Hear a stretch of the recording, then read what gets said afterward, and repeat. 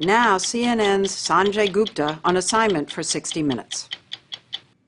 Take a moment and remember your favorite teacher. Now imagine that teacher could reach not 30 kids in a classroom, but millions of students all over the world. That's exactly what Sal Khan is doing on his website, Khan Academy. With digital lessons and simple exercises, he's determined to transform how we learn at every level. One of his most famous pupils, Bill Gates, says Khan, this teacher to the world, is giving us all a glimpse of the future of education.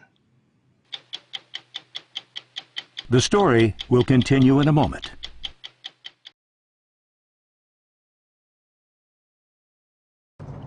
35-year-old Sal Khan may look like a bicycle messenger, but with 3 degrees from MIT and an MBA from Harvard, his errand is intensely intellectual.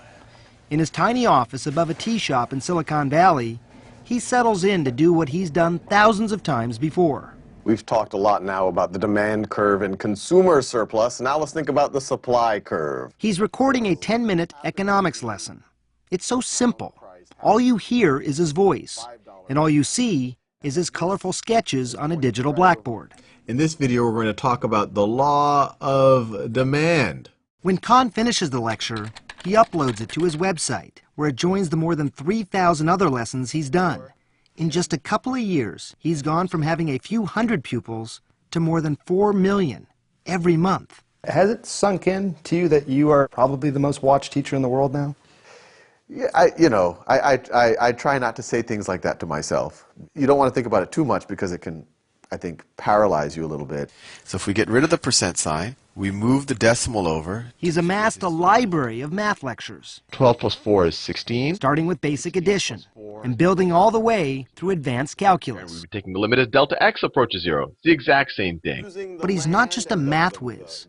He has this uncanny ability to break down even the most complicated subjects, including physics, biology, astronomy, history, medicine. How much reading do you do ahead of time?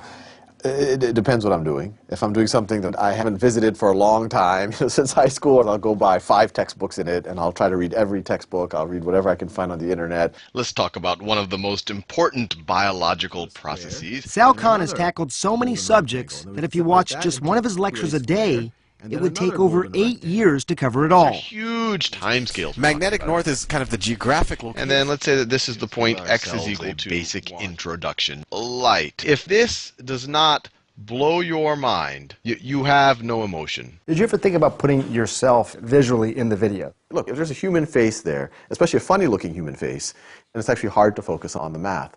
4,000 is 2,000 times 3 is 6,000. I don't have to shave, I don't have to comb my hair. I just press record, make a video, there might be spinach in my teeth, who cares? The format is so simple. Why does it appeal to so many people? I've gotten a lot of feedback. It really does feel like I'm sitting next to the person and we're looking at the paper together. And let me get my trusty calculator out. I'm 95% of the time working through that problem real time. Or I'm thinking it through myself if I'm explaining something. And to see that it is actually sometimes a messy process, that it isn't always this clean process where you just know the answer. I think that's what people like, the kind of humanity there.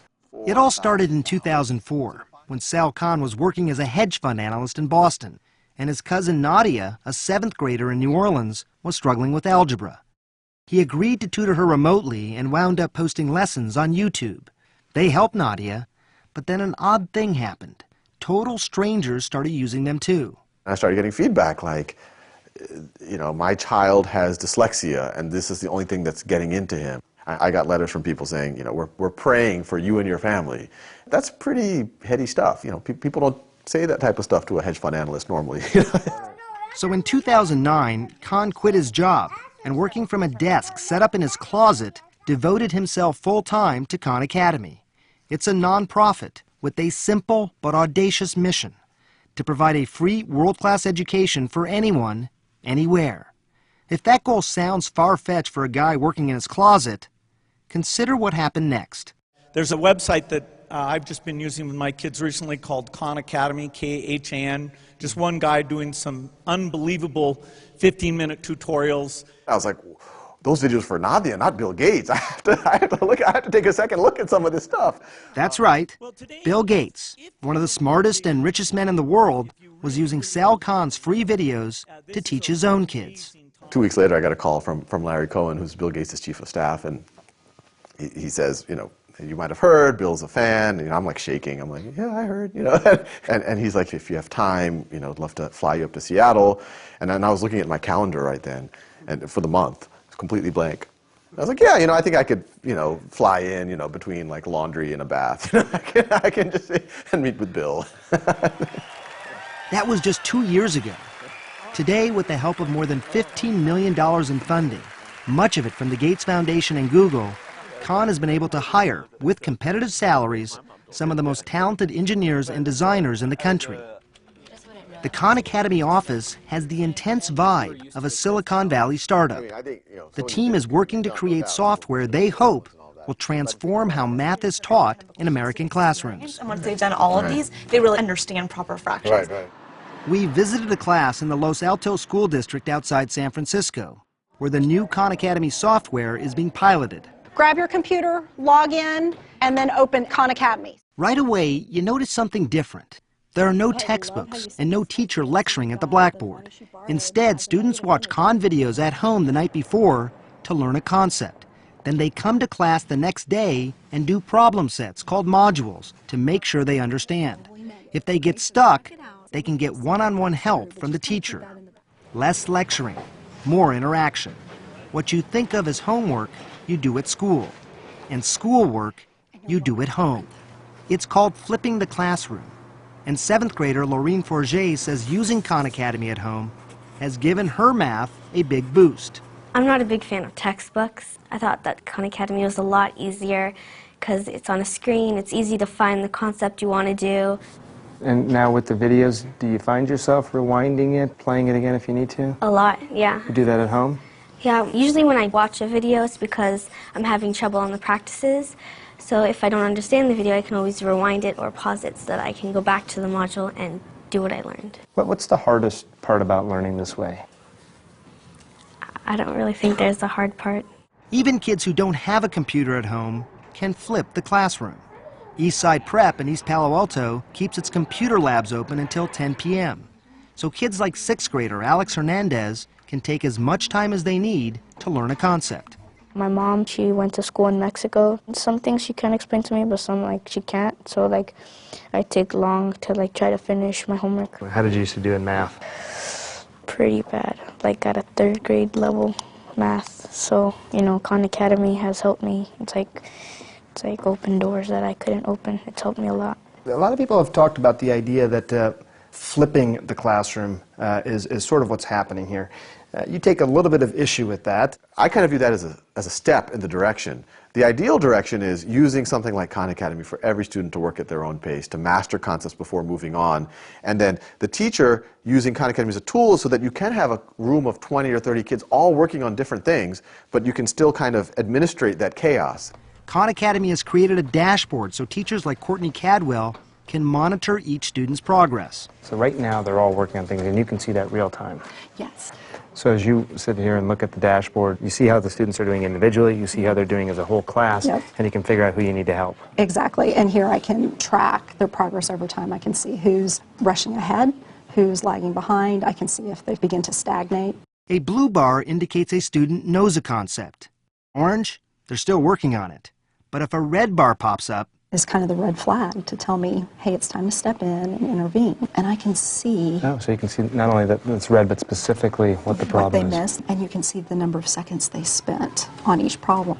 I feel like I'm using my time more effectively with my students because instead of making the assumption that the entire class is weak in this area and I need to spend time reviewing this, I can really pull those 3, 4, 5 kids, do a mini workshop, address those needs, and allow those other students to move on to problem-solving activities or project-based learning with their peers. So far, the National Education Association has supported nonprofit technology like Khan Academy in the classroom, as long as teachers are trained properly. But as with any new innovation, Khan says there are always some skeptics. I've seen some subset of teachers who say, oh, what is this video thing? Live human interaction is important. And the reason why that bothers me a little bit is that, no, that's exactly what we're saying. In fact, we exactly agree with you that what we're trying to do is take the passivity out of the classroom so that you as a teacher will have more flexibility. Does it minimize the role of the teacher? Does it make it less impactful? No, I think it's the exact opposite. We kind of view teachers playing the role of more like a coach or a mentor, which once again, I personally believe is a much higher value thing than a lecturer. Khan Academy's math program is being piloted in 23 schools, mostly in California. Preliminary test scores from a handful of classrooms have shown improvements, especially for students who are struggling. Official state assessments will be available this summer. In the meantime, Chief Operating Officer Shantanu Sinha says they're gathering massive amounts of data, not just from American classrooms, but from every Khan Academy user around the world. So you could say how many problems were done over the last 24 hours? How many was it? Right now, in the last 24 hours, we had close to 1.8 million. Wow. Not total, but just one day. Just in a 24-hour period. And when you take a look at total users over the last 18 months, 41 million visits from the United States. We can look, from India. We had 1.7 million, Australia 1.4 million. Right. It is pretty amazing to think that millions of people all over the world are using Khan Academy right now. Yeah, I mean, it's a gold mine on how to understand, what paths through learning are most effective. Khan says they look at all that data and constantly make changes to their software platform. We can start fine-tuning things the way that Amazon might fine-tune their button to help you buy that book or find the book that you want, or Netflix says, what's the right movie for you? We now get to do with education. Eric Schmidt, the pioneering chairman of Google, says he's seen a lot of failed attempts to integrate technology into education, but says what Sal Khan is doing is different. Many people think they're doing something new, but they're not really changing the approach. Which with Saul, he said, what we're going to do is not only are we going to make these interesting 10-minute videos, but we're going to measure whether it works or not. He was the guy to sort of make this happen? Why do you think it was him and not some person who was an educator or who had a background in this area? Innovation never comes from the established institutions. It's always a graduate student or a crazy person or somebody with a great vision. Saul is that person in education, in my view. He built a platform. If that platform works, that platform could completely change education in America. 17 over 9 is equal to 1.88. Inside classrooms, it's just Khan Academy math for now. But Sal Khan believes his strategy can be used to teach subjects like history and science, and not just in elementary schools, but high schools and even colleges. But no matter how big or how successful Khan Academy gets, Sal Khan promises he'll never put a price tag on it. The for-profits have to mold themselves much more to the education establishment than we do. As a not-for-profit, we're just like, what's our mission? To educate children as well as possible. I've said it enough times, and it's in our mission statement, a free world-class education for anyone, anywhere. And that's what sixth grader Alex Hernandez says he needs. Has anyone in your family ever gone to college? No. So that's a pretty big deal for you? Think you're going to be able to do it?